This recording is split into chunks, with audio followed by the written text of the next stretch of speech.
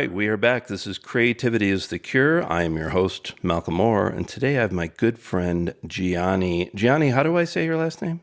You could say Neiviller. You could say Neiviller. I like Neiviller. That sounds a little fancier. It's fancy. All right, so everybody knows what Gianni does. I'm going to read a little overview.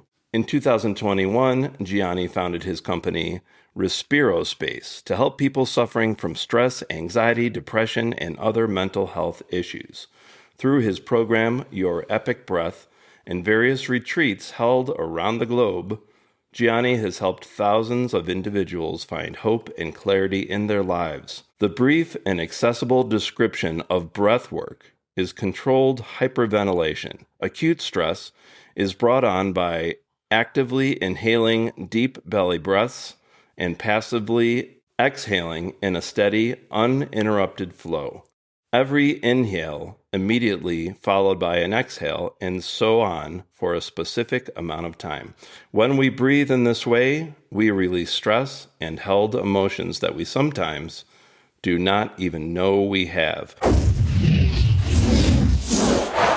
So before we get really deep into that, let's just tell everybody how we know each other. How about we take a breath together? Okay, let's do that. Let it out with a sigh. I have some of those days where I forget to breathe, and then like I'm in the car and I'm like, you get so consumed by stress. Gianni and I, how long do we meet? Like 10 years ago, maybe? If I remember correctly, it was quite a long time ago, somewhere between 10 and 12 years ago. I was working for a school system called Larchmont Charter Schools. We had 4 schools. One of them was on Fairfax. So it was called Larchmont Charter Fairfax. I was running the after school, and the music teacher at that time was Matt Baker. Mm-hmm. And I remember Matt's like, hey, my band really needs a drummer. Are you interested? And so for a little while, I played with you and Matt, and that's how we originally got to know each other, right? That is correct, yes. And then as time went on, I remember when I was in the school system, I became the music teacher, and we were doing musicals at the high school, which is the Lafayette campus, but still Larchmont Charter. And my friend Lori Lauschi, she played piano, I played drums. When we were doing the musical Little Shop of Horrors, we really wanted to band because it's got that 50s vibe, right? Yeah. So at that time, I was playing with a friend of mine, Joe Pasquale, and I knew you to be a great bass player, so we brought you in. Yes. So we learned the whole show, and I can't remember how many times we did it, probably at least 3 or 4 times, right? The actual show? Yeah. Yeah, I think it was 3 nights in a row. So. I love that show. I did it when I was in high school, and then I did it, at this time, and I liked the movie and everything. And then a little bit later, you sat in on bass with a band I'm still in called Everything Hurts. Ouch. Yeah, led by actor, comedian John Manfrotati. So we know each other musically. Yes. And then when my father was still alive, God, this must have been 6 or 7 years ago, I wanted to take him out to dinner. And you invited all of us, my whole family, to the restaurant you were running at that time, which was called Il Capriccio on Vermont. Yeah, and so that's how we know each other, and we've just stayed friends ever since. Am I forgetting any other? No, but I'm forgetting that dinner. Oh, it was amazing. Is that the last time I saw you? I think it might be. Wow. I mean, we've stayed together on email and the phone. And we've talked, but I don't remember that. I don't remember that. Oh my God, it was amazing. I probably have a photo somewhere. Yeah. Was it around the same time we did the Little Shop of Horrors? Might have been around there. So, I think it was with my dad and his wife, and then my wife Christine and our 2 boys, Django and Caleb. It's coming back to me. Yes. Yeah. I remember now. Yeah. So that's how we know each other. Okay, so before we get deep into what you do, Gianni, currently, I would like to go way back in time. Let's go. When Gianni was a very little boy.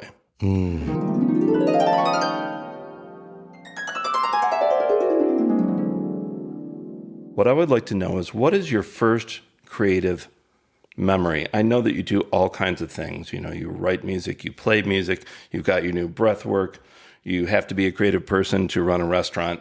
But what was the first time that you thought of something executed it, you brought it into the physical realm, and then you said to yourself, where'd that come from? I did it.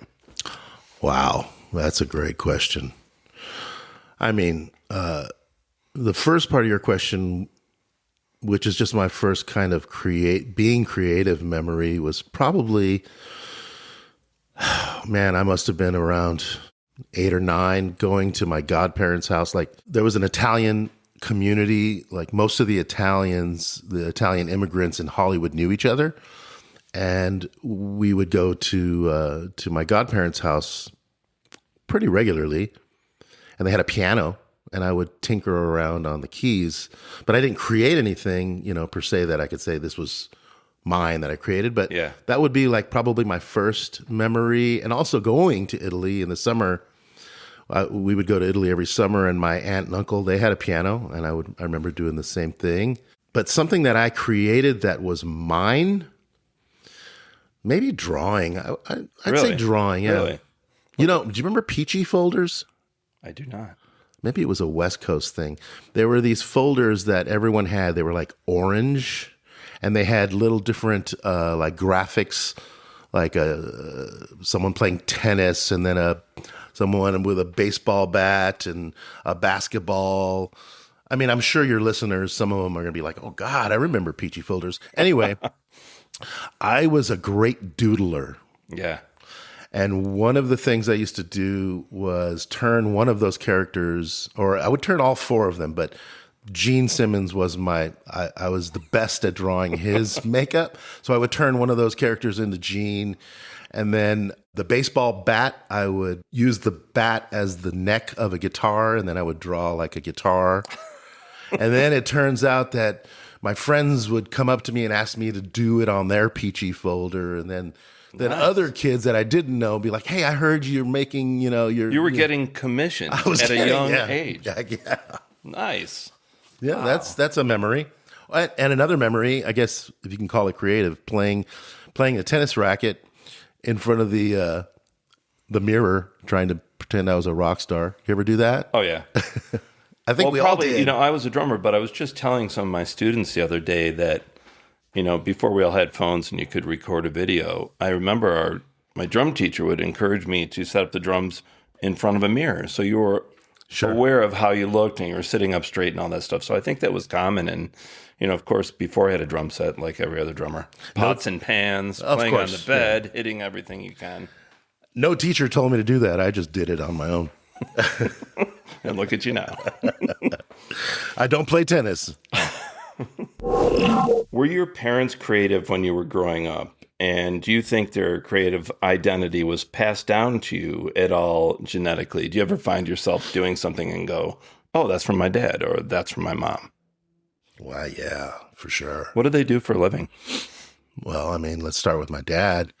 He was a pastry chef in Naples, Italy, and he wasn't only known for the delicious pastries he would make. He was known for his for the writing on the cakes. Like wow, the happy birthdays and all that. Have a steady hand there. Very much so, yeah. And I remember those. I don't even know what they call them, but it's kind of like a sack with a little metal piece at the end, and you fill it with the cream, and you have to like squeeze as you write on the cake. Oh, yeah. My dad was a master at that. Wow.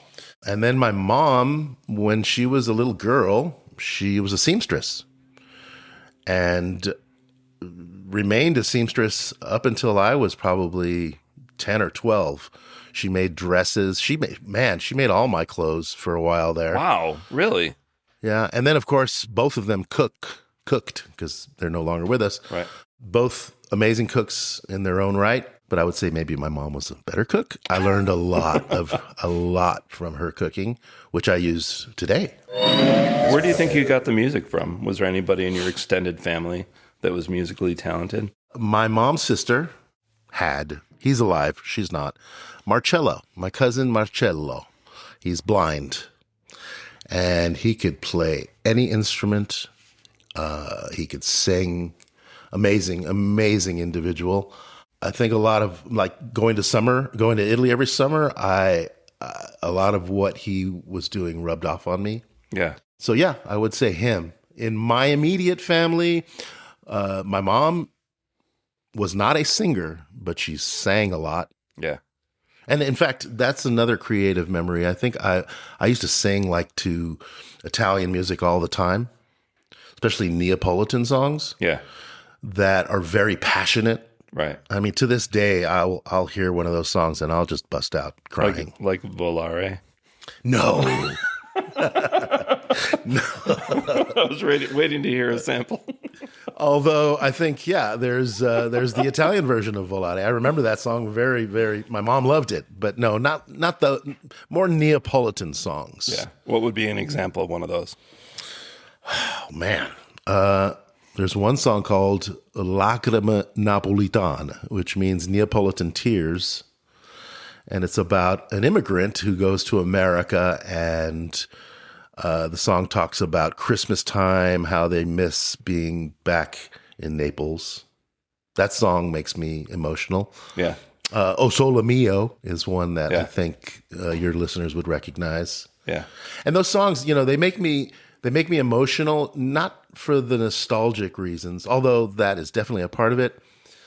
Even when I was younger, there's just something about it, something about that music. It's just so heartfelt Yeah. that it gets me every time. Yeah.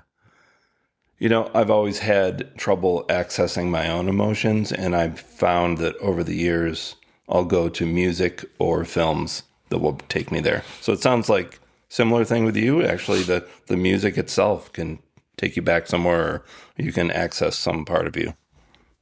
Oh yeah. Movies too. I'm a crier. Yeah. I'm a crier. I can access my emotions pretty quickly, easily. But yeah, music for sure evokes, Yeah. as you know. Yeah. Even, I'll use music if I'm angry. I'll put on some Iron Maiden or some System of a Down. If I need to really just get my angst out, I'll just put that on, or some Black Flag or some punk rock stuff. Yeah. It does the trick every time. Yeah. My wife's more like that. That's why I have 2 cars. She'll be in her car with, and then I'll be like, I can't even tell what they're saying. I'm not into that metal. You talking about that stuff? She likes, a lot of that. System of a Down does it, but he does it. It's half and half, singing and then screaming. He does it tastefully. Yeah. And it's all good. I'm just not ready for it at 7 a.m. You'd probably find me listening to Brian Eno or Daniel Lanois at that time. I have to work up to that level. Same here. It really depends on what outer thing is happening at that time. Yeah. I mean, when I was younger, I think I told you this, I was in this band called Spit Pope in New York, and we played shows with bands like Fugazi and stuff. So I was into that. But like I said, I got to work up to it. It's not the first thing I'll put on in the morning. You said the F word. Repeater. That's my favorite album. Oh my God. What a band. And the drummer, what a nice guy. I mean, I was really young. I was in my 20s. And right before the show, listen, my students, my snare drum head broke and the snare's on the bottom. And the dude comes over and he's like, hey, what's the matter? And I told him, he goes, use my snare. Wow. Good guy. Yeah. That doesn't always happen. Great band. Great band. Underrated. Totally. So here's a related question. Do you think that creativity could be implemented in curing people or helping people with mental health struggles like depression, anxiety?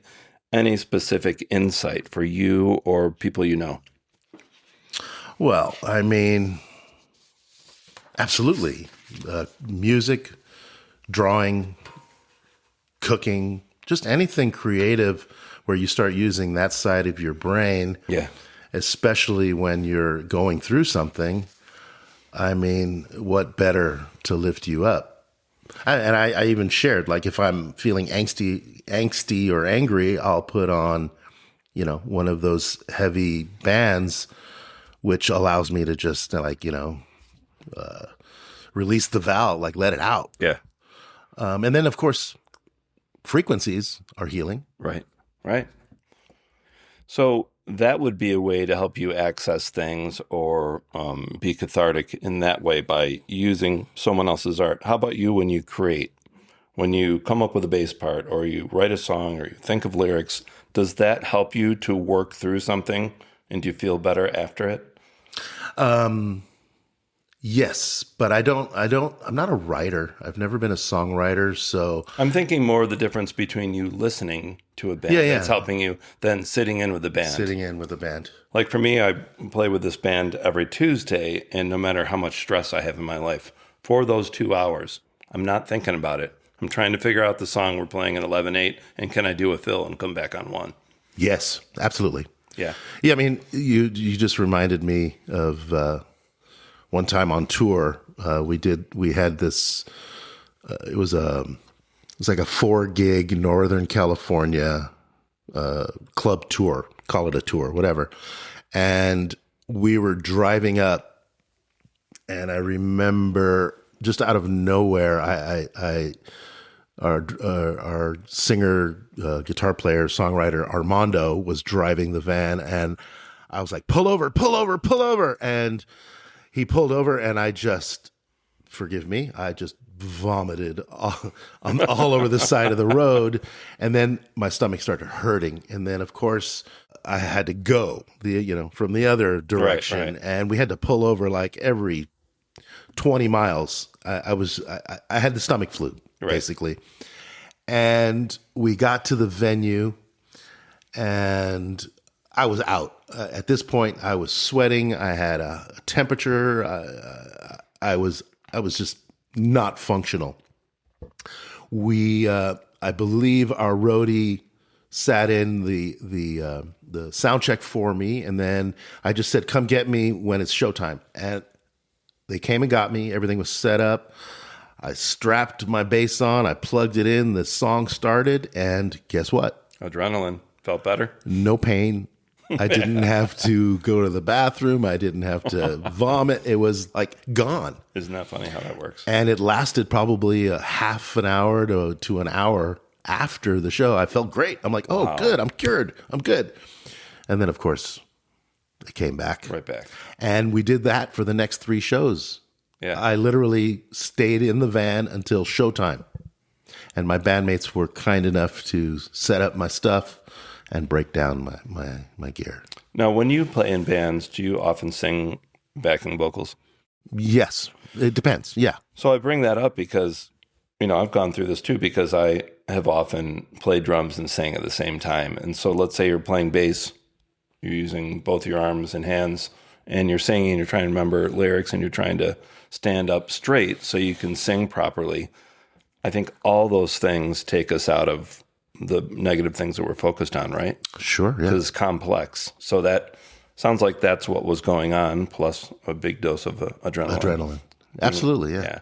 My brain had something else to attach to think about, I guess. Yeah. Even though at that time, our songs, at that point in that band, in Thousand Mona Lisas, the songs were second nature. Like I could have done them with, blindfolded with both my hands tied behind my back. Yeah. Well, let's get deep into what you're doing now. So you have this company, RespirOspace.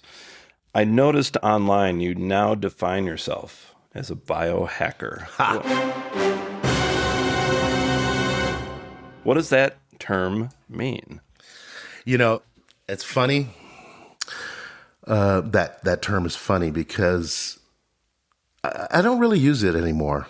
It's kind of been bastardized lately, and it's just overused. It was originally, I think, Dave Asprey who came up with the term. I don't know if you know who that is. He's a biohacker. It was more about optimizing, your health, your sleep, your nutrition. And then it became more. And I'm trying to distance myself really from that term. Right. I'm more of I'd say more of a biolistener, or it's more of an understanding of the body and our health. But I mean, I guess you could say I'm a biohacker. It's just, it's a very harsh term nowadays. Yeah. It sounds like, you're hacking into a mainframe, but you're doing that with your body. You're trying to fix things by surprising it by going in. But it makes more sense to me that you want to be a biolistener because you want to listen and observe before you react. Right. Does that make sense? Yeah. I'm not trying to override the system. I'm trying to understand it. So for people out there that don't know, what is breath work? It probably sounds vague to people that don't know what it is. How would you define it? It's very broad. Like pranayama. I don't know if you're familiar with pranayama, Kundalini yoga. That I'm very familiar with. I actually did that with Matt Baker once. Oh yeah, he did. He did Yeah. Kundalini back then. I didn't know what it was back then. Yeah. It's pretty intense. You're telling me. So my breath work is a little closer to what is known as the Wim Hof Method or holotropic breathing. It's very intense. Like the inhale is very, very intense, trying to get as much oxygen as you can into the diaphragm, expanding your lungs. When you do that for a certain amount of time, essentially what you're doing is you're turning off or turning down the prefrontal cortex. Okay. And all of the oxygen goes to the amygdala, the limbic system, right? The lizard brain, as they call it. And you get out of your own way. It helps you get out of your own way because that prefrontal cortex is like a filter. I'm kind of equating this to one of my favorite authors, Thich Nhat Hanh. Yes. He often says that when you're stressed out, focus on your breath and breathing in and out. This is a very simplified version of what you do, but that is along the same lines, right? If you're telling yourself to breathe in, breathe out, focusing on your breath, you can't pay attention to your stressors. Yeah. Yeah. Well, it brings you present. Yeah. Live in the present. Awareness of the breath. Yes. Right. But yeah, so when you're doing a really intense breathwork session like mine, as I was saying, you're turning off that filter and you're accessing some repressed emotions, some stuck energy, stuff that maybe you've intentionally blocked out, or even your nervous system blocked it out, and it'll bring up some memories. It'll bring up some stuff that needs to be addressed. I mean, I always say if it's coming up, it needs to come out. Yeah. And there's also more to breath work than just letting go. It's also a way to reconnect with, that wisdom, that innate wisdom that we're all born with, our intuition. Yeah. And it brings a lot of clarity. I'll say, what do you need to know? Like before a session, I'll instruct my breathers. I know that's a weird term, but I'll instruct them, ask your breath. What do I need to know? If there's something you're working on, if you're dealing with something, you need to make a decision, but you're not sure which way to go, maybe use this session to get an answer, to get some answers. So when you let go, you make room for something new. Well, let me ask you this. One of my favorite books is called The Body Keeps Score. Bessel. So, Vanderkolk. So everybody can relate to this. Are you of the belief that you can have something traumatic happen to you and you don't deal with it, and then it can manifest physically? Mm-hmm. And it sounds like what you're trying to do is help people find those and let them go so you can heal. I know that's very simplified, but does that make sense? It's pretty straightforward, yes. Yeah. I mean, I'm not to poo-poo on traditional therapy, talk therapy. Right. There's only so far you can go with talking or thinking your way out of something. Right. We got to feel our way out. And I think that's why a lot of my friends have done EMDR too. Oh, yes. I have a client who will do EMDR. Yeah. And he always books me right after his EMDR Amazing. Session. Yeah. He must take a really big nap after. He likes to see, for him, he says it helps him integrate the EMDR session. Interesting. Yeah. What is cold immersion? Cold immersion, cold plunge, ice bath. It's like a Russian thing, just jumping into the freezing cold water. Yeah, a Norwegian thing, yeah. Russian thing, yeah. What is it? Okay, the benefits of cold plunging. Physically, you're decreasing inflammation in the body. You're increasing circulation in the body. Kind of jump starting? I guess you can say that. I mean, it's pretty shocking, yeah, so that could be considered a jump start. Our veins, our arteries are what is known as smooth muscle. Yeah. And so when you get in that cold water, you get what's called vasoconstriction. Okay. And then when you get out, vasodilation. Okay. And just this act of constricting and enlarging is like the equivalent of lifting weights. Okay. Right? So that smooth muscle is getting a workout per se, and it becomes stronger. So that's the benefits on a physical level. And then there's other benefits, and I don't know too much about this, but it increases brown fat production, or it turns your white and yellow fat into brown fat when you do it regularly. Right. On a nervous system level, it's teaching your nervous system how to respond rather than react to stress. Interesting. Now, I've heard a lot about this, but let me ask you, like, if you and I were to go jump in our pool right now, I looked this morning, it's 48 degrees. It's pretty cold. That's a good one. Is there a danger of doing this, or you have to be with someone like you that has the proper guidance? If we jumped in there, I mean, is there any danger, like our blood pressure and all? If someone's got a really, really high blood pressure and it's unchecked, they're not on a blood pressure medication, it can have a negative effect. It can't kill them. And maybe it could, like one individual who's got a lot going on, maybe it could, but not fashion-wise. Not what? Not fashion-wise. Not a lot going on. Not a lot going on. Yeah, they just live a boring life. No, no one's ever died from it. I mean, unless they stay in there and they get hypothermia, but no one's ever died from a cold plunge. So part of it is doing it quickly. 3 minutes is the goal. Really? Yeah. 6 minutes would be the max. But to answer your question, it could be dangerous for somebody who has Raynaud syndrome. What is that? I think it has to do with it has to do with circulation and how the blood circulates. Basically, people who have Raynaud's, and there are different levels of it, as soon as their hand touches cold water, their hand just goes white. Yeah. But my teacher has a lot of clients who have Raynaud's, and he has figured out a way just to ease them in. And it takes a couple of days, I believe. I don't think he does it in one session. He'll ease them in, and eventually they'll be able to do the full body plunge. Oh, so it's something that you can work toward or work up to. Absolutely. Yeah. And I want to mention something else because you asked, and this is very important. Jumping in that cold water is not a practice of willpower or mind over matter. Okay. While those will certainly work, and you can do those 3 minutes using those two methods, but your nervous system isn't learning anything. Certainly, the physical benefits will be had, the circulation and the inflammation, but training your nervous system how to understand stress and how to respond to it when it happens in life. If you do a cold plunge and you're just using willpower the whole time, you're not learning anything. Your nervous system isn't learning anything. You're just barreling your way through it.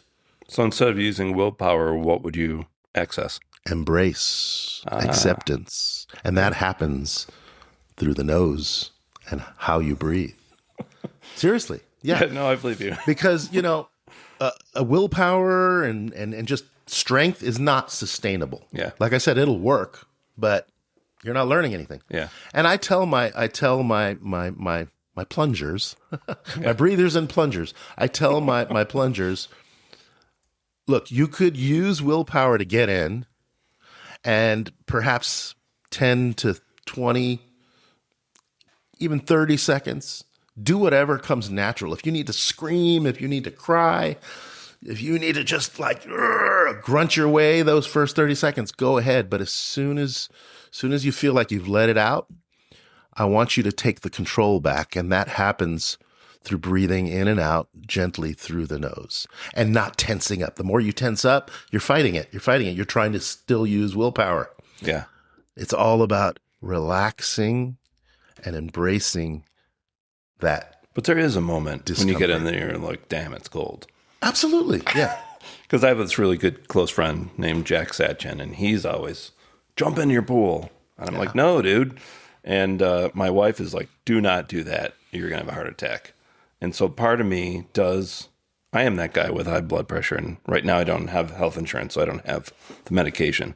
So people do need to take their medical issues into account before they do something like this, right? Well, I mean, yeah, anything you do that is that you it's that intense, you want to make sure talk to your doctor first. But again, I don't know your specific situation with your blood pressure. Yeah. Like if it's not like through the roof crazy, you can do it. You can jump in your pool. I'll think about it. Here's the thing. If you have somebody like me to guide you through it, it's a lot easier and it's a lot safer, of course. Right. Here's the other thing, though, about pools, though, I will say. They're a little deep, even the shallow end. Yeah. So you don't want to do that alone because you could pass out the moment you get in there. And obviously, we know what happens if you pass out in a body of water.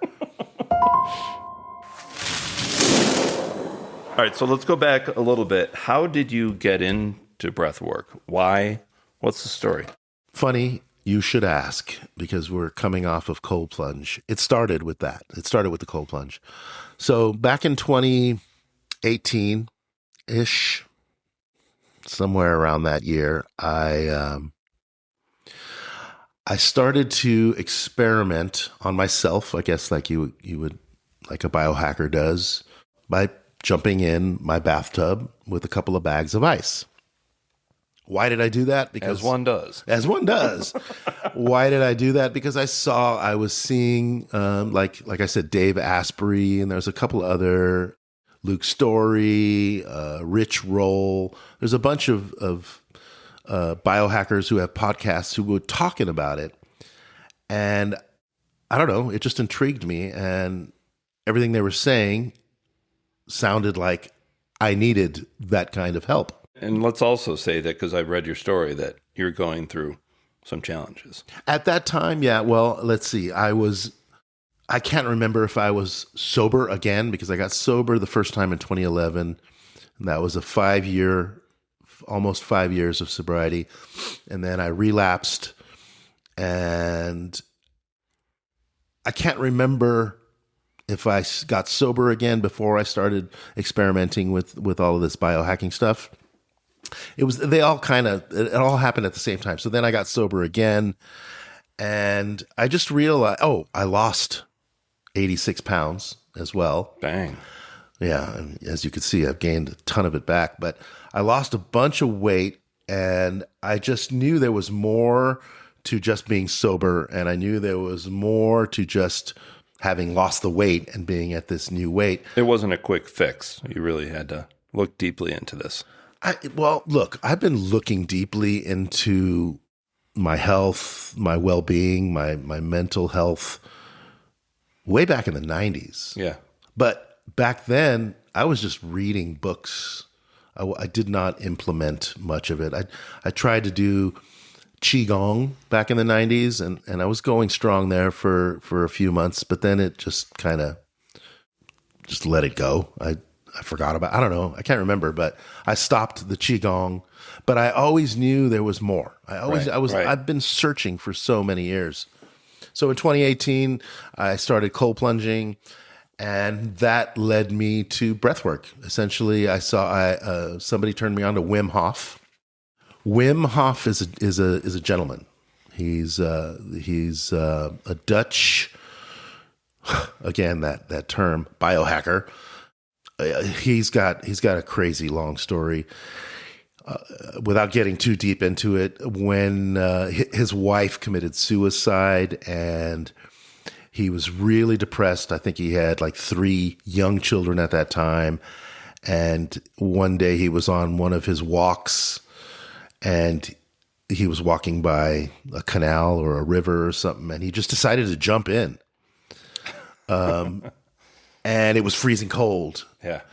And of course his body reacted, and, he started breathing really fast and everything that happens when you get into that temperature of water.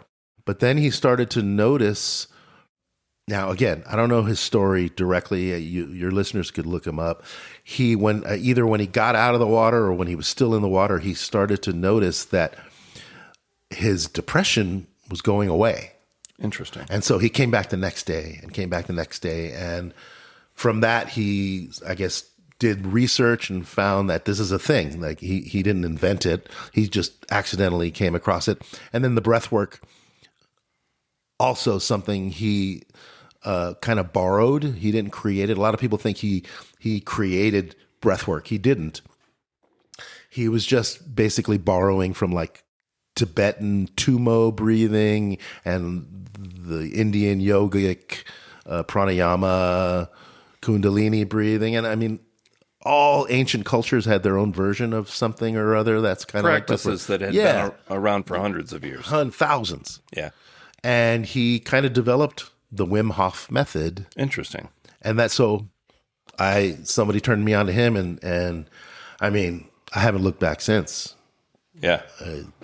It's been my life ever since.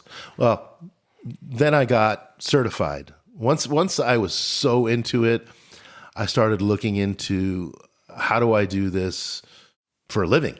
Because I was in the restaurant business. You haven't brought that up yet, but I'm sure you're going to ask me about that. You brought up coming to the restaurant. I was kind of born into the restaurant business through my parents coming from Italy, my dad being a pastry chef. They opened a restaurant in the 80s. I started working there as a waiter.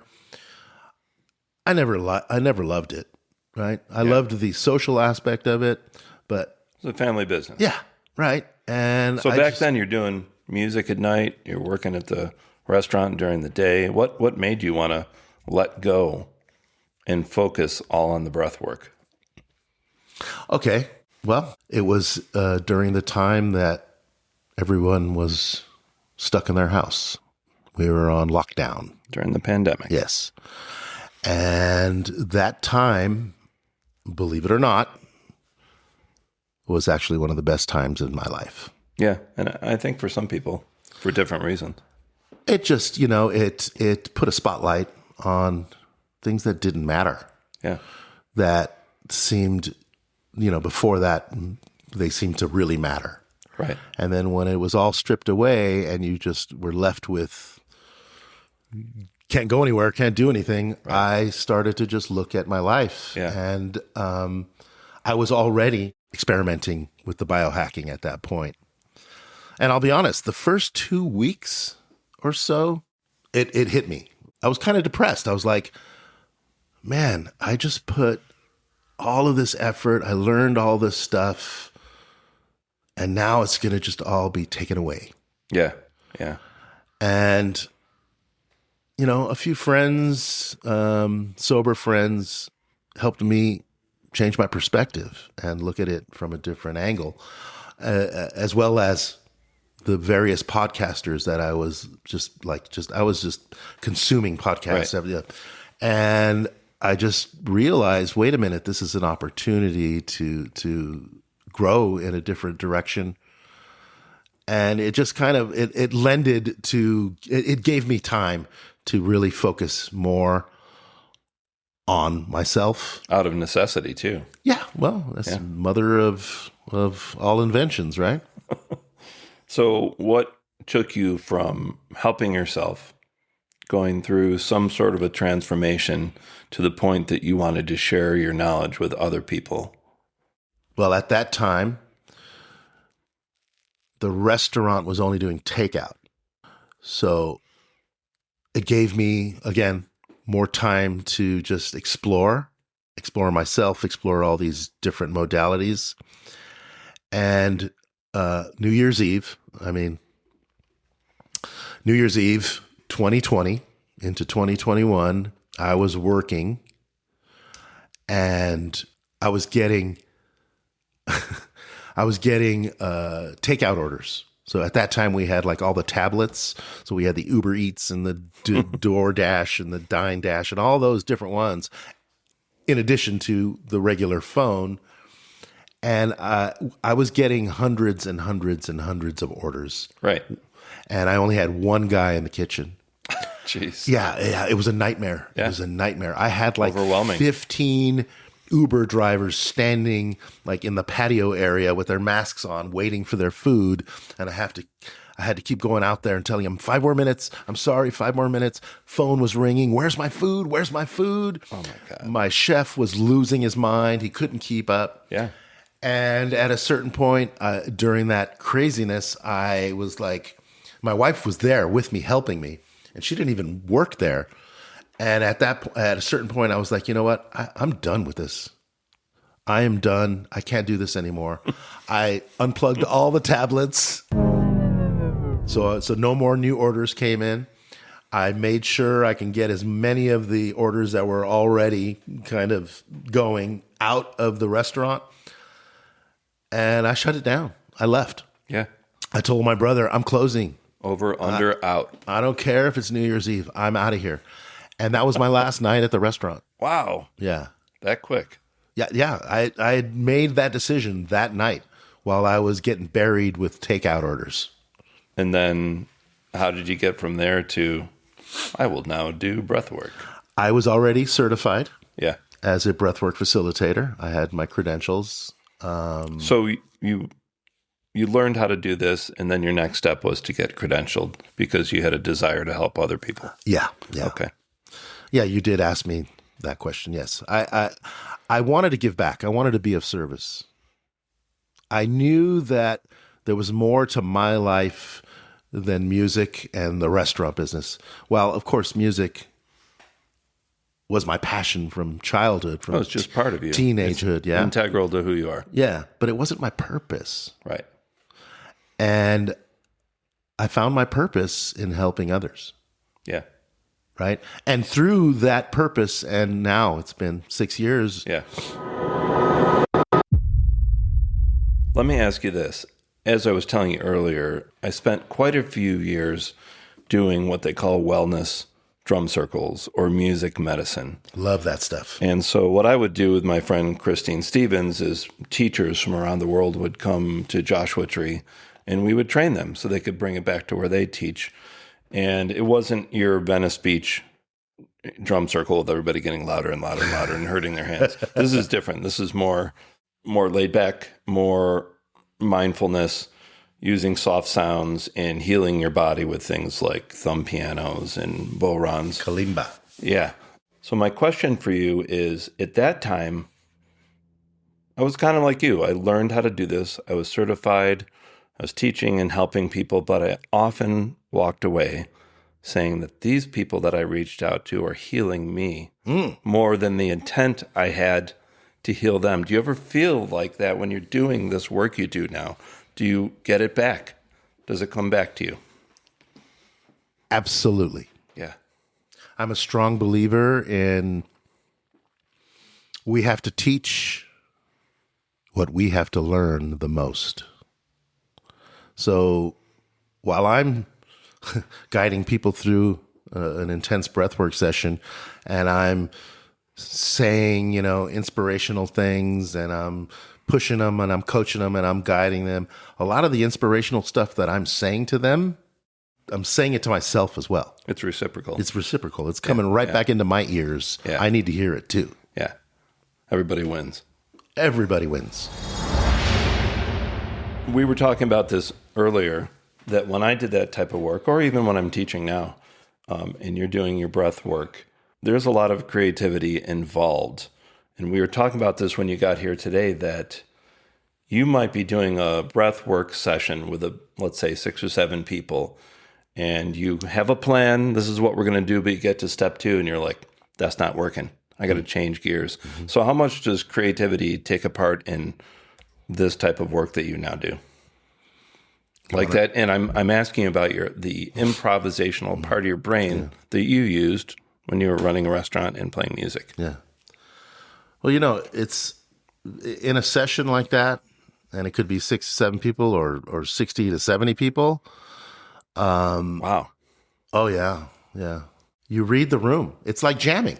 Yeah. Right? You're creating together. It's like an open improv jam. You're ad-libbing. Like a comedian or someone at Groundlings, you've got to read that room and see, is this working? If not, now what do we do? Yeah. And I mean, a lot of it could be in my head, Yeah. or in my gut where I'm feeling. But yeah, I'll have a Spotify set list made, ready to go. Yeah.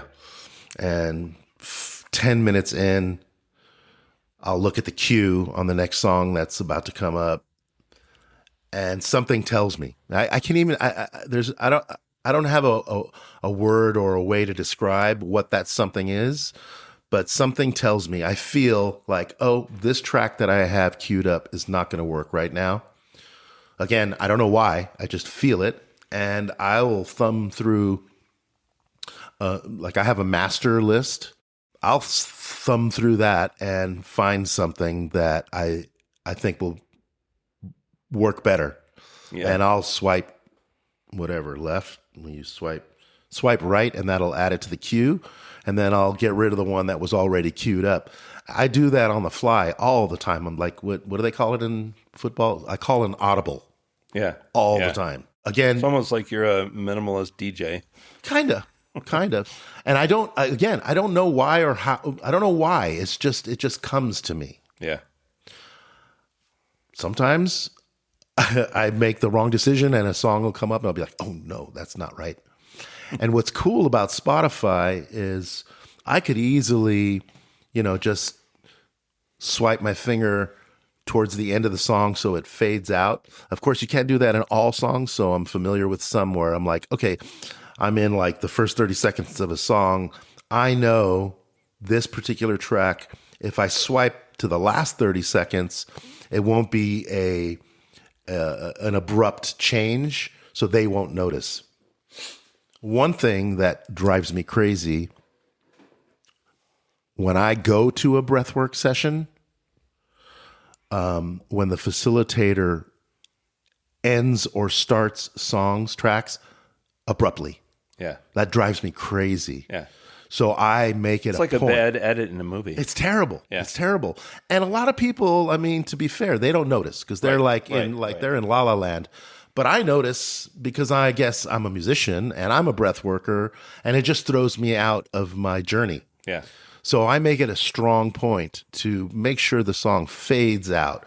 I make sure, like, if the next song is too long and I know I only have a certain amount of time left in my session. Yeah. Good thing about Spotify is you could, as the one song is ending, you could, as they're transitioning into the next song, you just swipe and it still fades in. Yeah. But they took that away for a few months. And I was like, I thought something was wrong with my Spotify.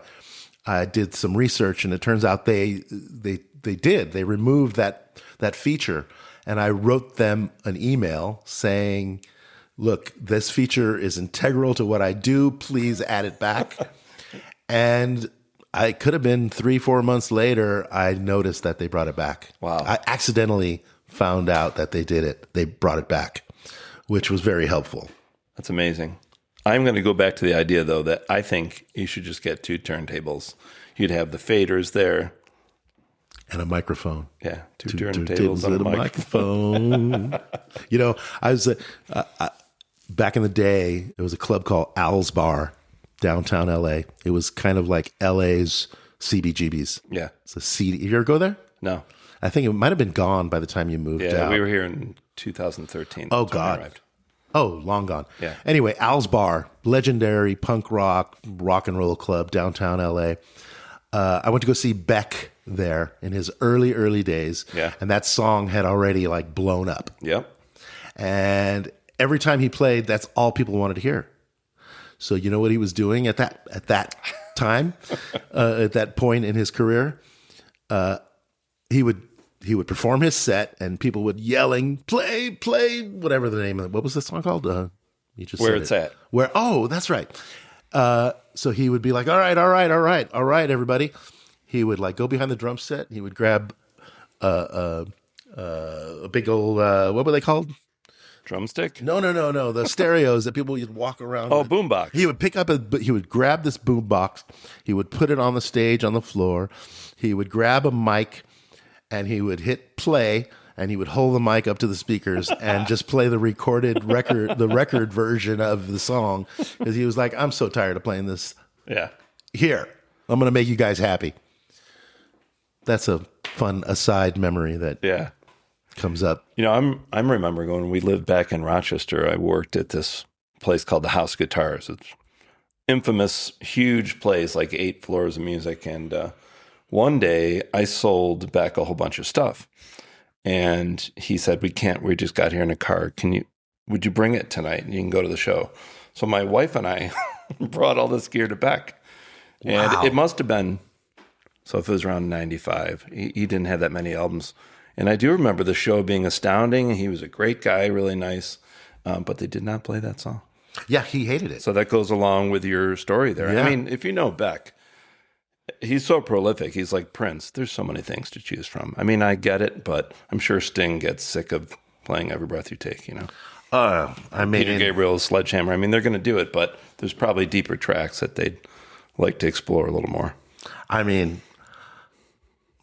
with Thousand Mona Lisas touring all over the country, I was sick of those songs myself. They weren't hits either. I was just sick of them. But of course, what are you going to do? That's people want to hear. And I think, I mean, this is kind of going on a whole nother direction, but I think as a well-known artist, your job is to deliver the songs people want to hear, but then throw in some ones that you want to do, some new ones. And everybody's happy. Yeah. Before we leave the whole breathwork focus part of this interview, I really wanted to ask you, is there a spiritual element to this work that you do for you? What does it mean for you, faith-wise, belief-wise? Or is it something that is just grown out of what you do? Or how important is it to you in your journey in life?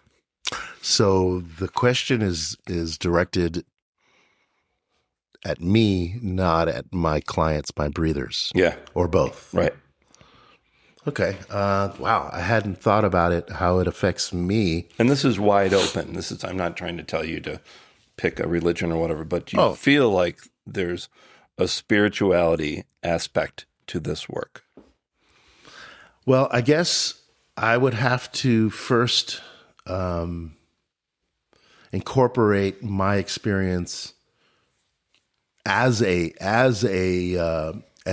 breather, right? Right. When I'm being guided through a breathwork, or even not guided, when I'm doing breathwork on my own by myself, that spiritual connection that you speak of kind of just happens when you reach that state, that theta, right? When you're kind of in between conscious and unconscious, right?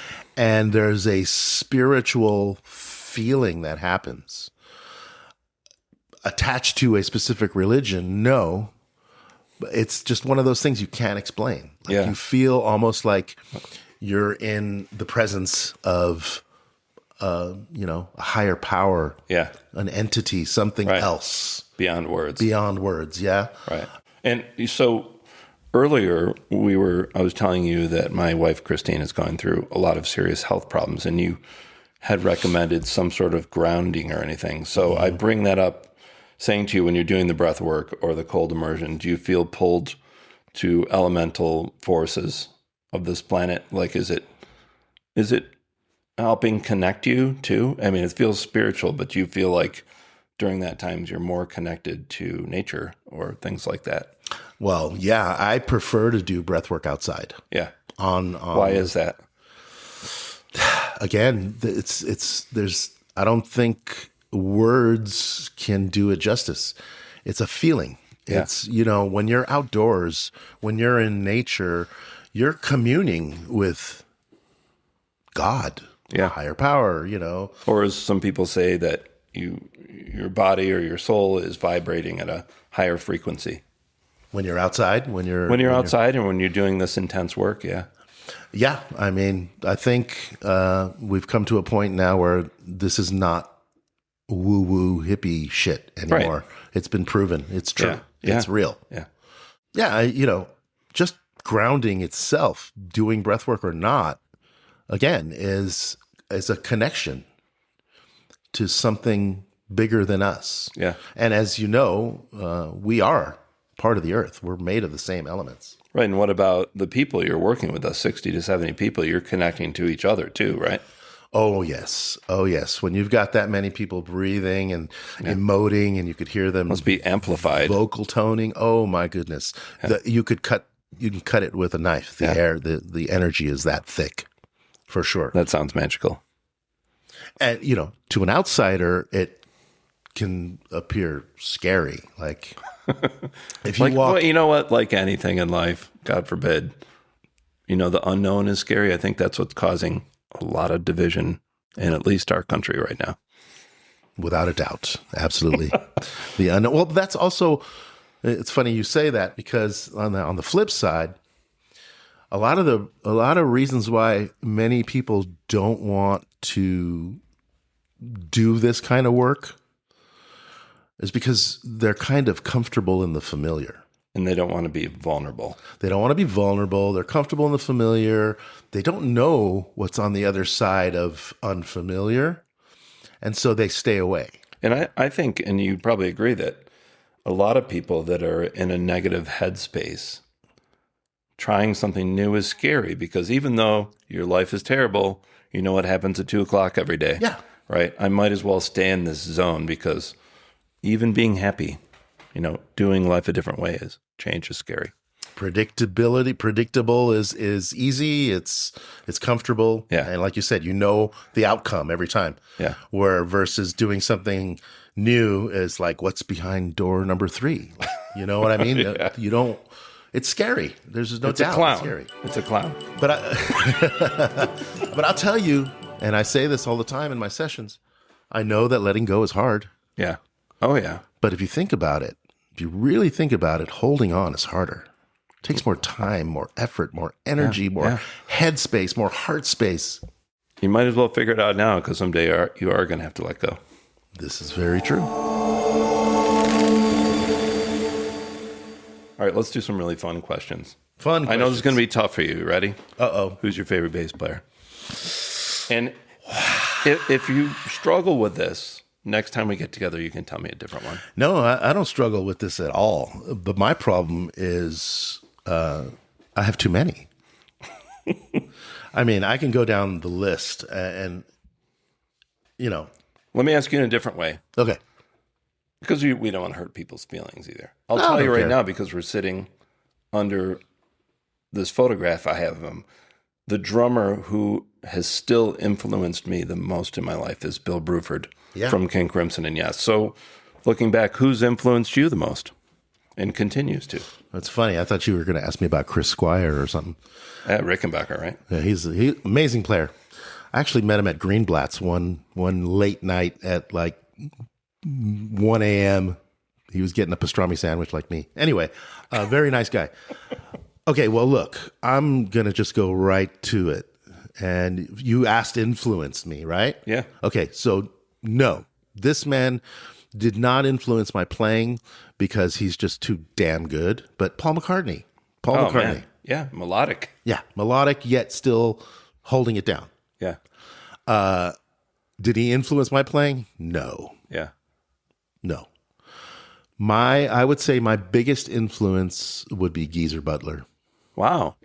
Great answer. Geezer Now, Butler. why do you like his bass playing? Because from what I'm told from my bass player friends, he is quite a unique technique. Yeah, definitely a unique technique. And that's a nice tongue twister. For me, I think it was just because it was my bass. It's what I was young. Black Sabbath was a big part of my childhood. And it's just who I learned to play with first. Yeah.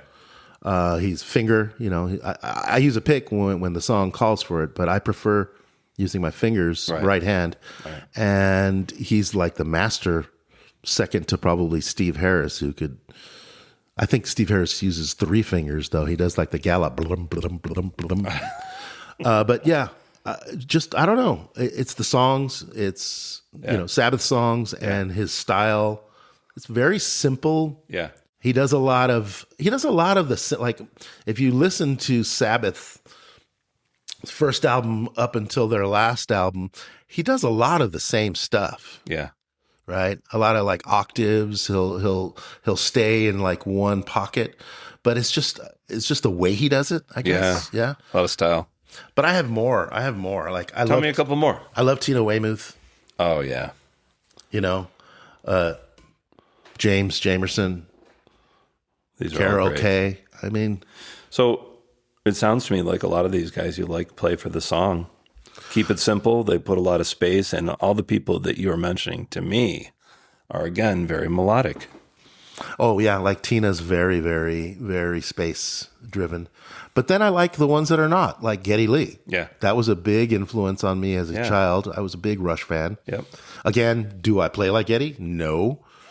But I can. I like, you know what's funny? I could play Geddy easier than I can play Paul McCartney. Interesting. Yeah. Why are Paul's parts challenging to you? Because they're just so complex and they never Really? Can tell me a song. stay in one place. Tell me one of his songs that's complex to you. Oh, now you're putting me on the spot. I guess I Am the Walrus. Yeah. He's all over the place on that thing. True. Great, All over the great neck. example. All over the neck. Yeah. Like I can't even imagine coming up with that. But he's very music. He's very like, he's trained musically. I'm not. I don't Right. even read. Yeah. I also love Ben Shepherd of Soundgarden, Yeah. but I wasn't a fan of his until I started playing in a Chris Cornell tribute band, and I had to learn his stuff. Wow, That Talk happens about- though, right? And for me as a drummer, when I moved to LA, I was in cover bands for a while, and I often played stuff that at that time I didn't like, and I was like, but then I came to learned to like appreciate it. Yeah. Not only that, I'll give you a great example. I did not grow up listening to the Allman Brothers.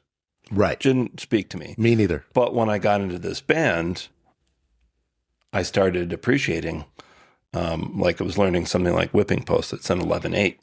And I was like, oh, this is pretty cool how this works. And then after a while, I was like, oh, I do dig this. So again, back to what we were saying, outside your comfort zone, look what happens. Well, that happened with me and with you Yeah. in that same band, in Yeah. Everything Hurts. When I started playing with you guys, that style of music was really not in my wheelhouse. Right. And I wasn't even really a fan per se Yeah. of like, I didn't even know who Derek Trucks was before, Yeah. meeting John and playing Right, with you right. guys. I always knew who Derek and the Dominoes were, but I was never a fan. I was a Clapton fan for sure, but I never really got into that band. Yeah. And when I had to learn Bell Bottom Blues and a couple of other songs on that album, I became a Derek and the Dominoes fan. Yeah. Bell Bottom Blues is one of the most beautiful songs ever. And I think we did like a Tedeschi Trucks. Yeah. I think we did a version of a Clapton song. I can't remember exactly, but that I was out of my comfort zone there. Yeah.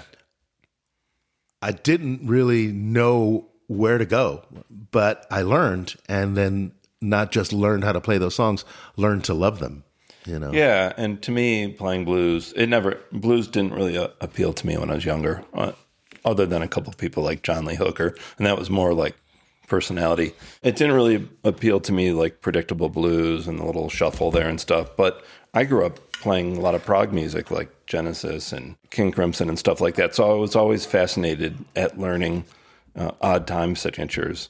So when I got in there, those parts were fascinating to me. But then back to what you said, the melodic structure and how they laid things out, there's a lot of unpredictability, which I love in music. And one of the funniest things that happened is I remember we were learning a Derek and the Dominoes song. I don't think you were. I think I was playing with a different bass player at that time, but something didn't sound right. Well, John had learned it and was singing, and it turns out that when they made that album, they sped the tape up, and it was like between keys. Yes. And so you can't go home and practice to it unless you're the drummer. So a lot of that stuff back then, I don't know if it was drugs or experimentation or a little bit of both, the way they recorded was different. In those days, well, it was mostly live, right? Yeah, and then think about like the Beatles. What's the song when they speed up the piano solo? In My Life. Oh, yes. It's ridiculous. Yeah. Yeah. And then I have that great book over there where they tell you how they recorded every song. Well, today, now you could access that. But back then we didn't it was a mystery. Same thing with like sound, when I had to learn some of those Soundgarden tunes, either Ben Shepherd, like one or more than one, 2 songs, and we had to keep them in the set at the same time, next to each other, because otherwise I would have to either retune my bass or I just brought an extra bass and had it. That's what I do with my students. Because they're all getting into these detuned songs, and we always have like 2 basses, 2 guitars, because nobody wants to sit there while you're tuning. And it's not just detuning one string, right? Like these 2 tunes of theirs, I can't remember the names of them now, but his tuning was like C D G G or something like that, and that's guitar players do that. Dylan did that.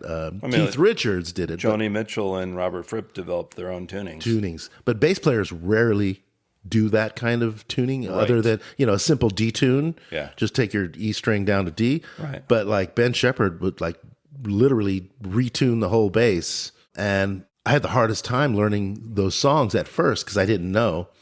And thankfully, YouTube showed me. Yeah. You have to tune it this way. And there were like maybe 4 or 5 YouTube videos where this special tuning, and they were like the hand, like the way they were playing. I was like, that's too difficult. I can't do that on stage. Like, like jumping from here to there.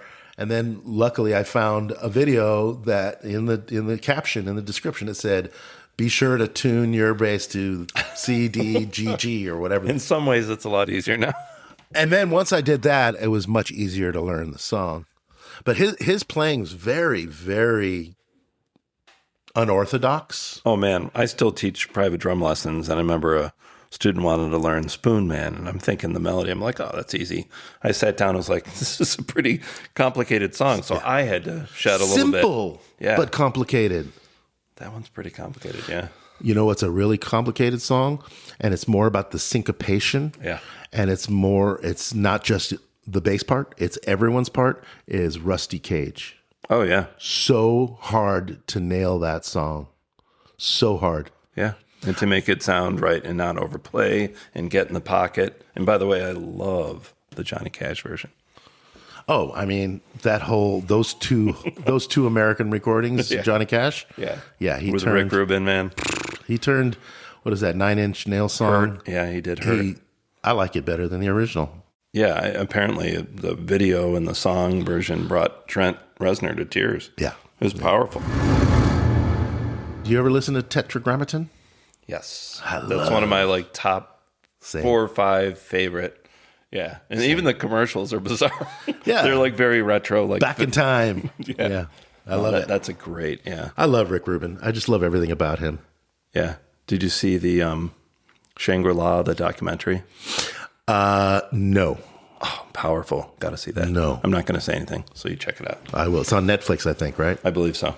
Yeah, I will. A little bit more about music. What is your? This is one of my favorite bands of all time, Fishbone. I started seeing them in the late 80s, and then I did a fundraiser with them like 2 years ago. I never get bored of these guys. They still sound just as good. What's your connection with those gentlemen?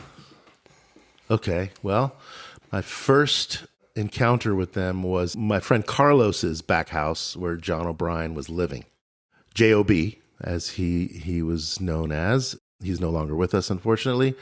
J.O.B. was renting the back house, and I think he was a roadie of Fishbone's. This was in roughly 1984-ish. Wow, early on. And I was at my friend Carlos's house. This is like Party at Ground Zero era. No. This was the first EP. Yeah, absolutely. Yeah. And I can't remember how I went into the back house. I think maybe I asked, like, is John home or something? He's like, yeah. Carlos was like, yeah, I think he's back there with Fishbone. They're rehearsing or something. So I went back there, and there they all were. And John introduced me. I was with a couple of other friends, and we hung out and listened to them jam for a minute, and that was it. And then I went to go see them, I think at the Palace or the Palladium. I don't know. I went to go see them, and I was just blown away. The energy in that band. And they all double on horns. That one always I remember the first time I saw them, and they're playing a song, and then the roadies throw the horns through the air, and I was like, what the hell's going on? Well, who was it? It was Dirty Walt, Angelo. Yeah. And did Chris Dowd play a wind instrument as well? I'm not sure, but I remember there was at least 3 horn players that night. Anyway, fast forward to the 90s, we toured with them. And which band was this? Thousand Mona Lisas. Okay. We toured. We did a bunch of shows with them. We did. What did you do, like East Coast, West Coast? Where were you touring? We did a few, mostly West Coast. We did, just us and them and another band called Super 8. They were on it as well. My good friend Bob, also known as Bronx Style Bob, Bob Khalil. Anyway, it was Super 8, us, and Fish. Yeah. And then we jumped on the Warp Tour, and Fishbone was on that as well. I remember just sitting on the side of the stage watching Fish, their drummer. Yeah. Philip Fisher. What a great drummer. Oh, my God. Monster player. Yeah. Super nice guy, too. And then I became friends with Norwood. Yeah. Just saw them actually. He has one of the coolest beards on the planet. Oh, yeah. He's got the braided goatee. Yeah. I saw one of their last shows, actually, as Fishbone, opening up for George Clinton, Parliament Funkadelic. Oh, man. Which, by the way, you asked me about my favorite bass players. I cannot not mention Bootsy Collins. Yeah. I can't, right? He's from outer space. He is. Super literally. awesome. Literally. A lot of people just hire him to talk or rap on their album. Yeah. Like, he's such a He's got that voice. Woo. What is it? Bootsy's Rubber Band? Yeah. Yeah, so we toured with them, and I was saying I saw them recently opening up for George Clinton, and it was great just hanging out backstage with Norwood and the guys. And then, like 6 months later, they imploded. Yeah. Unfortunately. Yeah. Sad. One of the most underrated bands in the history of music. Yeah, I'm glad you brought that up because I remember, I grew up in Rochester, New York, and I was working at record stores, and I remember Chili Peppers, Jane's Addiction, Fishbone, they'd all turn up on each other's records and everything, and Chili Peppers still huge. Jane's Addiction got pretty big, but what, did they only do 2 albums? Maybe they did a couple later, but they imploded too. But Fishbone, so prolific, went through so many changes, funk albums, metal albums. I don't know. Ska. Yeah. I don't know what the deal is, why they weren't bigger than they were, but they certainly deserved it. I think that's the reason. I think you said the reason why. Too diverse. The record industry did not know where to place them. Black urban music wanted nothing to do with them. And at that time, a lot of the rock radio wanted nothing to do with them. They even had Spike Lee did that video for Sunless Saturday. Which was like, I couldn't have a cooler video than that. And that was one of their bigger hits. Yeah. Right? Yeah. And it wasn't even that big. Yeah. Yeah, they deserve more. They're so good. And I was telling you this earlier when you got here today, but one of my best memories is I had this really young student that just loved Danny Carey's drumming, but he could never go to the concerts to see Tool because he was like, I think he was like 3rd or 4th grade. And I said, what? 3rd or 4th grade? Yeah. He was dead serious. And he was a Tool fan already? Yes. And I was like, well, I think I have a way that you could meet Danny. And he's like, what do you mean? So I told him and his parents, I said, well, you probably don't know this, but Danny has a jazz band that plays at this tiny club out here, this iconic club called the Baked Potato. Yep. So we go out there, see Danny play, and of course he is so strong he breaks his drum set. He's a big guy. And so we're halfway through the show, and I saw this very nicely dressed Afro-American man walk in the door, and he had a bowler hat on. Of course. He had like a baked potato, a revolutionary like jacket with all the gold buttons going down. I was like, dang, that looks like Angelo Moore. He gets up on stage. It is Angelo. He sings 2 or 3 songs. And if that wasn't good enough, he busts out his saxophone and killed it on the high level that these players were playing. So I think you're right. They can do pop, they can do prog, they can do funk, they can do ska. I think we figured it out. They're just too damn good. They're too good. You can't put them in a box. Yeah. And the charisma is off the charts. Yeah, especially Angelo. Did he do any of his spoken word, Mr. Mad Vibe? He did not, but he did my favorite song, which is a B-side called "I Like to Hide Behind My Glasses." Oh yeah, that was a B-side, right? I remember. I had the mini CD. I think I still have it over there. I like to hide behind my glasses, right? Yeah, and it's I love New Orleans. One thing I love about "I Like to Hide Behind My Glasses," it's verging on like a second line New Orleans beat, and especially the horn part that's like, ba da da da da da da da da da bum bum. Right? I just love their horn arrangements. They're not only based on jazz, but like rhythm and blues, New Orleans. They're just so dense in what they draw from. Just absolutely blow my mind. Yeah, speaking of what they draw from, I think a lot of it has to do with the era that they came up in. You know, they're a little older than us. Yeah. And, you know, growing up in South LA, I think especially Norwood and his brother, all of them. I mean, Chris and their original guitar player, Kendall. My God, I forgot about him. I think the influences that they grew up with really spoke to how they were able to just pull off any genre at the drop of a hat, like at masterfully. And I often tell my younger students, when I play this music I grew up on, there was no beat detective, there's no auto-tune. I've said this so many times on my podcast, but dude, when you listen to those albums, they are really playing that good. Yep. They did the take, and that's it. And they did it live. They didn't go back and have to fix anything. Yeah, and it sounded just as good live. Yeah. I mean, you listen to Earth, Wind, and Fire. Good God. The horns, the hi-hat part, it sounds like a machine, but we all know they could really play like that. Talk about a bass player. Verdine, right? Verdine White? Yeah. I wanted to say something earlier. I was going to interrupt you, but I didn't. I was trying to be funny. When you said you wanted to bring your student to see Danny Carey in not a Tool show, I was going to say, oh, did you bring him to an LA Kings game?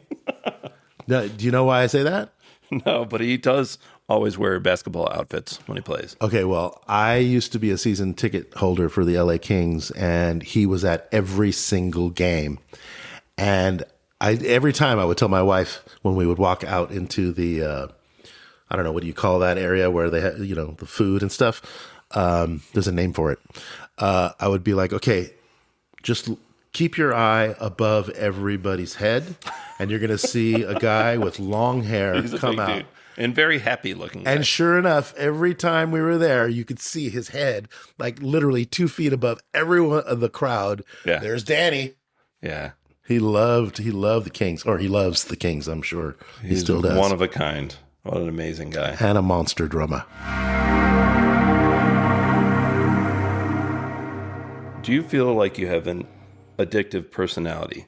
Do you see yourself using that aspect of your personality in an unhealthy way and now transitioning it to a healthy way? You seem to be a guy to me that discovers something and becomes obsessed until he's got it at every level.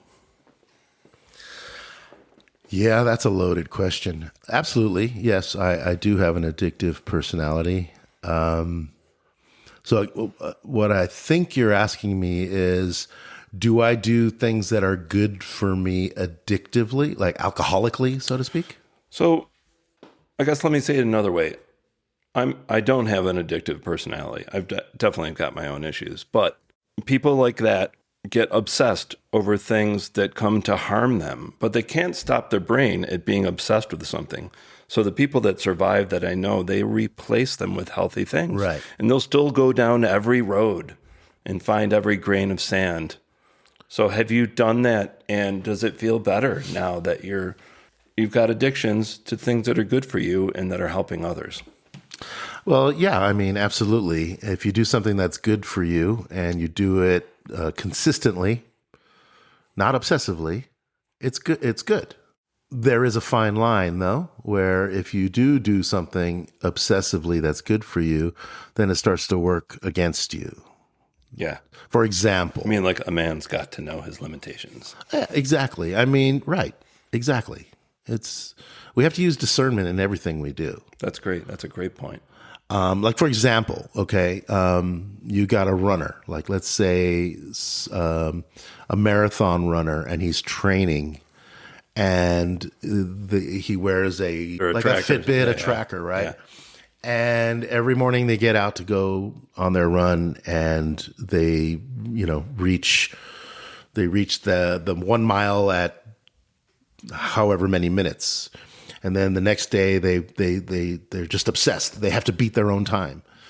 And then before you know it, 2-3 months in, they're obsessed with just trying to beat their own time.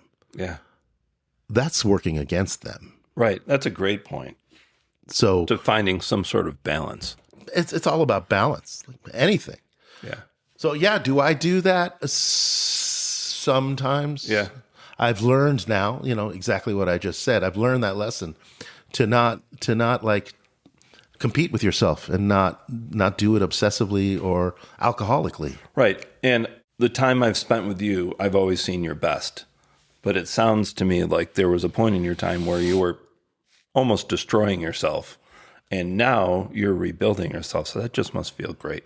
And that must emanate to all the people that you reach out to. Well, I mean, full disclosure, I'm currently, and it's been about a year now, I'm kind of on like going through what they call the dark night of the soul, maybe. Right. Yeah. It hasn't been all, like Wine and roses. wine and roses. I'm coming out of it. I'm aware of it. You've got some better skills now, though, than before. Well, I have tools now. Yeah. I have tools that I don't always, reach into my toolbox and use them. Right. Sometimes you'll run into me and I'll be the guy you knew 15 years ago. You know? It's not every day is a good day. Right. And that's okay. Right. I understand now that it's okay to not be okay. We have to have... That's part of the journey. And if you have someone in one of your classes who's suffering, you can access that. And me as a teacher, I have a lot of learning disabilities from when I was younger. So if I work as a BII with a kid that's neurodivergent, I can feel their pain and I can see that they don't understand. And I can probably show them 10 different approaches because I've felt failure. So that probably helps you too, right? With your breath work with clients. Absolutely. Yeah. And you're an empath. I believe I'm an empath as well. In fact, I believe everyone's an empath, unless you're a sociopath. I believe everyone has that, innate ability to feel others' pain or joy. Yeah. But yes, absolutely. I learn from my clients just as much as I hopefully teach them. Yeah. And let's face it, healing, there's no destination. Yeah. It's a journey. Absolutely. It doesn't end. Yeah. Maybe it ends when we die, or maybe... I mean, why should it end? It's just like you should always be a teacher and a student, right? Even after you die? I don't know yet, but I'll let you know when I get there. That's a different podcast. But hey, I mean, you never know. There might be another plane where we continue the journey. Yeah, the next episode will be Gianni and Malcolm from Beyond. From Beyond. I love it. All right, before we go, I want to help you out. How can people get in touch with you? Social media, website, if they want to find out more, if they want to take your classes, or maybe they just have some questions. Well, yeah, my website, which I have not updated in almost 3 years now. It is really cool looking. Oh, thank you. I'll give you that. I did it myself. I mean, it was a template. It's not, I don't know HTML. Don't tell them that. I like to tell the truth. RespirOspace, RespirOspace.com. My Instagram, same name. Pretty much treat my Instagram like my website. That's where I do most of my business. I consider it business media, not social media. And also, very important, the Breath Source is an app, also known as Source, the Source app. It is a breathwork app with over 50, if not over 100 at this point, breath masters, as they like to call us, from all over the world, different styles, different modalities. Something for everybody. Something for everybody. It's a great app.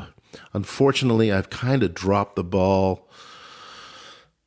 I should be producing more videos for that app. And do you have a YouTube channel? Yeah, but not yet. Not yet. Well, no, I have one. I just don't do anything with it. All of the stuff that's on my YouTube is basically old testimonials. So I have one, same name, RespirOspace.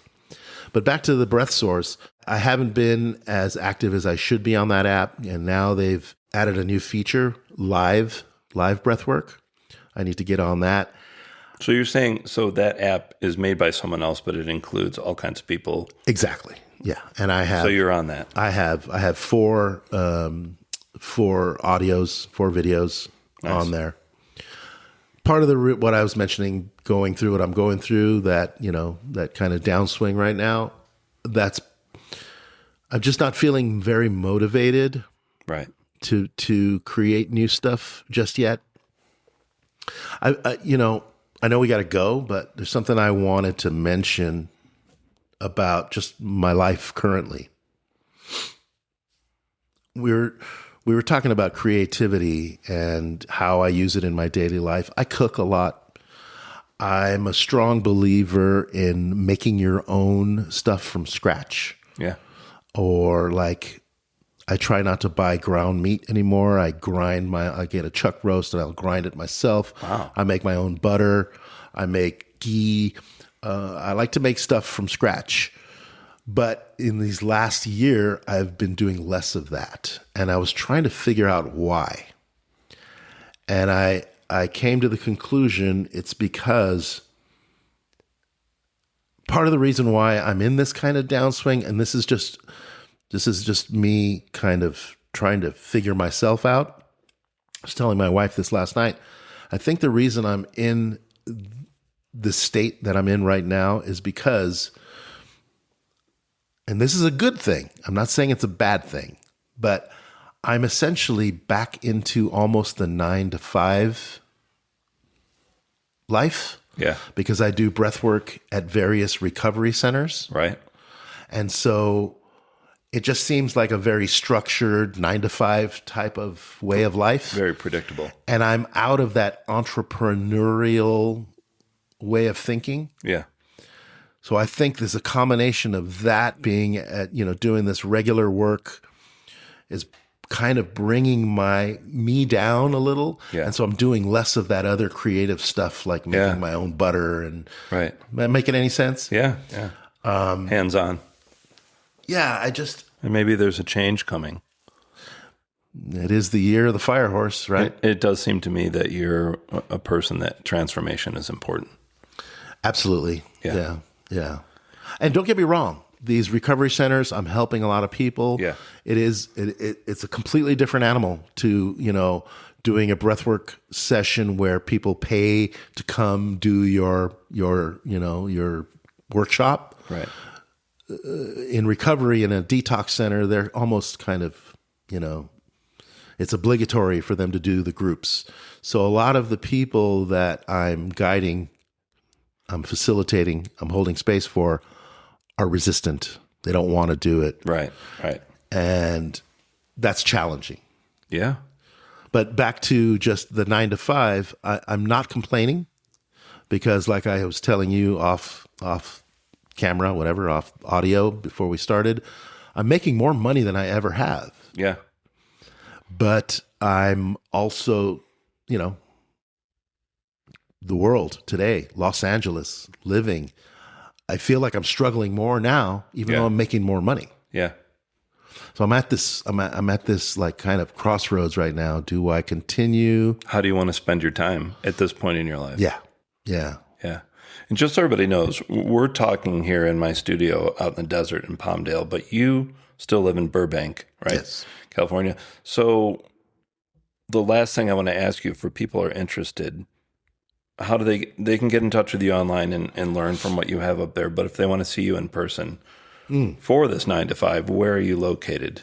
Where can they take part? No, they can't take part in those because those are recovery centers. Right. But they can come to the first Monday of every month. My wife and I do a breathwork combined sound bath. Ooh, I like those. Yeah, they're beautiful. Although when she does it with me, she's not necessarily playing everything beautifully. She's sometimes doing playing bowls that are dissonant. So you're doing bowls, not gongs. She has a beautiful mercury gong and crystal bowls, the white crystal, ones. Yeah. But she'll play two notes that are fighting each other. Dissonant. She'll create dissonance on purpose. So the people that are breathing can feel that dissonance in them. I like it. It's like Thelonious Monk. And they recover. The breathing will help them get through that dissonance. That's really fascinating. Yeah. So they get it. That she's purposely getting them uncomfortable. Yeah. Right. Because, too much comfort is not good for us. Right. That's how we grow when we're, overcoming something uncomfortable. So we do that together the first Monday of every month at a place called the Yoga Nest or Yoga Nest. What part of California is that in? It's in Venice / Marina del Rey. Ooh, beautiful place. Right on the corner of Pacific and Washington Boulevard. First Monday of every month, 8 p.m. And every Thursday at a yoga studio called The Wellness of Oz in Burbank on Victory and Lincoln at 7 p.m. We do the same thing, me and my wife Kiki, breath and sound combined. We do private one-on-one sessions. We do private groups. We'll come to your home. We'll come to your office. Cool. We do team building, team bonding, corporate. We've done nurses. We do retreats. Probably go into a school if needed. For school, I would do a different type of breath work for younger children because what I do is a little too intense for little kids. I'm actually thinking at a school I worked at a while ago, they brought in people doing meditation. Just for the teachers. I'm just saying. Oh, for the teachers? That might be great for staff. Absolutely. Because, man, let me tell you, teachers, we get burnt out. Oh, yes. Same. Nurses. Like I did a nurse retreat in Texas. Boy, did they need it. Yeah. Sometimes when you're doing breath work with your coworkers, some people don't want to be vulnerable around the people that they work with, so they'll opt out. Especially your arch enemies or your boss. Like you don't want your boss to see you bawling, crying, snot coming out of your mouth, your head. Why not? Every hole. But yeah, we do privates, groups, and nice. one-on-ones. All right. And Zoom. Sorry, excuse me. Oh, not my favorite, but I do Zoom sessions as well. Sometimes that's the only way to do it. Yeah. All right, Gianni, it's been a pleasure. We got to do this again. I don't want to leave. We only dipped our toe into the ice cold pool. Let's keep going. All right, man. Good to see you. Likewise, brother. Thank you. I'm just honored to be here. Thank you. Me as well with you.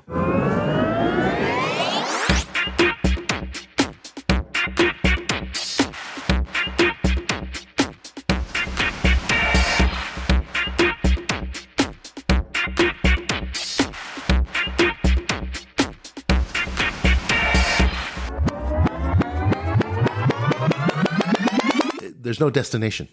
Yeah. It's a journey. Absolutely. It doesn't end. Yeah. Hello, my name is Jefferson De Leon, and I am a scientist in the biotech sector and a comedy musician, and I am a proud sponsor of the Creativity is the Cure podcast, because creativity is central to who I am and what I do. Check out my creations on my website, jeffersondeleone.com. That is JEFFERSONDELEONE.com. How about we take a breath together? Okay, let's do that. Let it out with a sigh.